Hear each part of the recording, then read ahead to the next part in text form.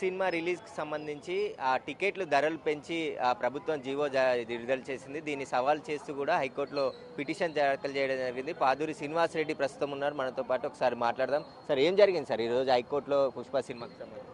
అంటే ఈ ప్రభుత్వము ఒక మెమో ఇచ్చింది. ఒకటి 4 అంశాల మీద.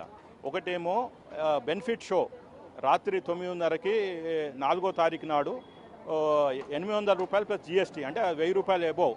అది not only in Hyderabad IMAX కాదు, across Telangana. Even single screen కూడా ఎక్కడో మారుమూల ప్రాంతంలో ఒరిజినల్గా ఉండవలసిన 330 రూపాయల నుంచి 50 రూపాయలు హైయెస్ట్ ఉండవలసిన సింగిల్ స్క్రీన్లో 800 రూపాయలు ప్లస్ జిఎస్టీ తీసుకొని మీరు చూడండి అని చెప్పారు. అది బెనిఫిట్ షో అన్నారు. మేము అడిగాము, ఇది బెనిఫిట్ షో ఎవరికి? ఆ వచ్చిన డబ్బులు ఏమైనా గవర్నమెంట్కి ఇస్తున్నారా? Government of Telangana CM relief ఫండ్కి ఇస్తున్నారా? లేకుంటే పీఎం కేర్ మోడీ గారికి ఇస్తున్నారా? లేకపోతే ఏదన్నా ఇంకేదన్నా నోబుల్ కాజ్ ఏముంది అని అడిగాము. వాళ్ళు ఏమన్నారంటే, లేదండి మనీ అంతా మేమే పెట్టుకుంటాము అని. అంటే this is called enriched profits అంటాము. ఇది అంటే ఒక రకమైన లూటీ చేయటము. ఏదో మనలో ఉన్న ఒక వ్యసనాన్ని ఇప్పుడు ప్రభుత్వం ఏదైతే కాపాడవలసింది వాళ్ళు ఇట్లా చేస్తున్నారు. సరే, సినిమాకి హైప్ ఉండొచ్చు, కాకపోవచ్చు, అది వేరు. అది దాని భవిష్యత్తు రేపు ప్రజలు ప్రేక్షకులు తేలుస్తారు. కానీ ఇలా 800 రూపాయలు ప్లస్ జిఎస్టీ 1000 రూపాయలు పెట్టి అక్రాస్ తెలంగాణ నడపటం అది. రెండోది, అసలు 5th షో అలౌ చేయడమే గ్రేటు. అలాంటి తెలంగాణ ప్రభుత్వము 6th and 7th show allow చేసింది. దాన్ని మేము ఛాలెంజ్ చేశాం. అది కూడా ఎప్పుడు రాత్రి 1ంటికి, మళ్ళీ మధ్యరాత్రి 1ంటికి, మళ్ళీ తెల్లారగట్ల 4ంటికి. అంటే జడ్జి గారు కూడా దీంతో ఏకీభవించారు మా ఆర్గ్యుమెంట్ తోటి. కరెక్టే కదా, ఇప్పుడు చిన్నలు మహిళలు వస్తారు, వాళ్ళు ఈ మఫ్లర్స్ షటర్స్, అంటే మనకి ప్రభుత్వమే చెప్తుంది మీరు మార్నింగ్ వాక్ వెళ్ళకండి, పిల్లలు అని ఇట్లా ఎక్స్పోజ్ చేయకండి, చలికి చేసినా కానీ స్వెటర్స్ వేసుకోండి. ఇలాంటి ప్రభుత్వం ఎప్పుడూ ఒక అడ్వైజరీ ఇస్తుంటుంది మన వాతావరణాన్ని బట్టి. ఎండాకాలం అయితే వడదెబ్బ కొడుతుందని. అలాంటిది ప్రభుత్వము ఒక ప్రైవేటు వ్యక్తి, ఇదేమి పెద్దగా మనం దీంతో సినిమాలు చూడంగానే మన ప్రజలు ఏదో బాగుపడతారని కూడా లేదు.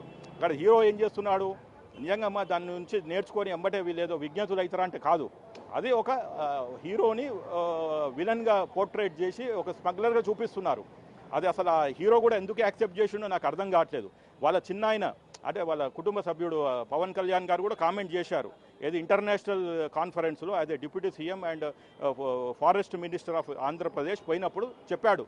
ఎందుకంటే వాళ్ళ అన్నని ఉద్దేశంలో పెట్టుకొని మెగాస్టార్ని ఆ రోజుల్లో 80లో 90లో అడవి దొంగ ఇలాంటి సినిమాలు ఏంటంటే అడవిని కాపాడేవాళ్ళు హీరోలు.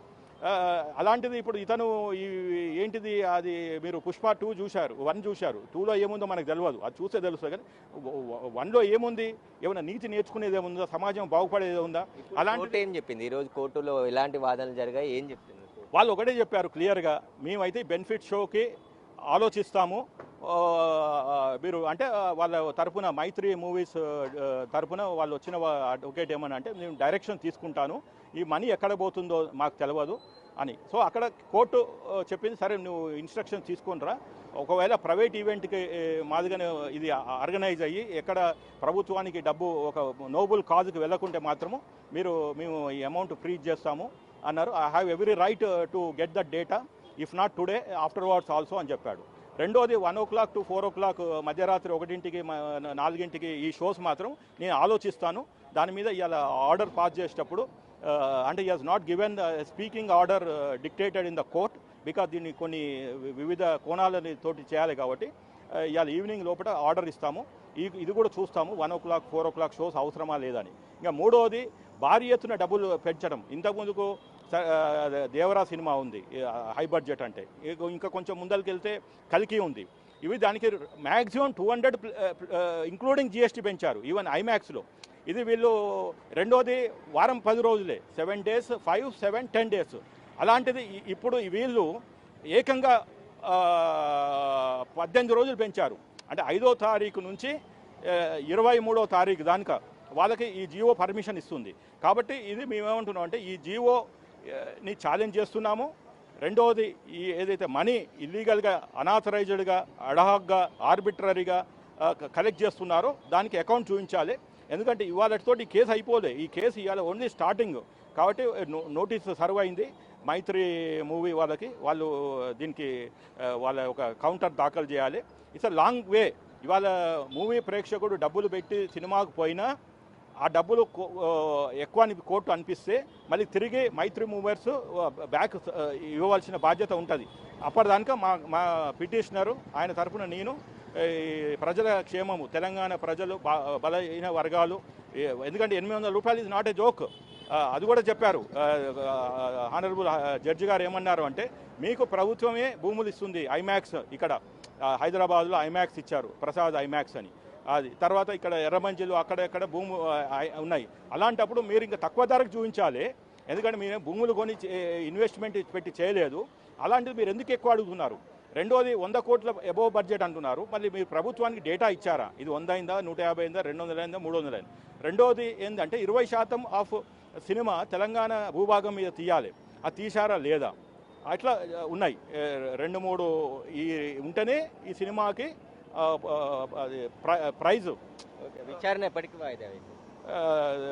ఒక 2 వారాలకు వాయిదా వేశారు.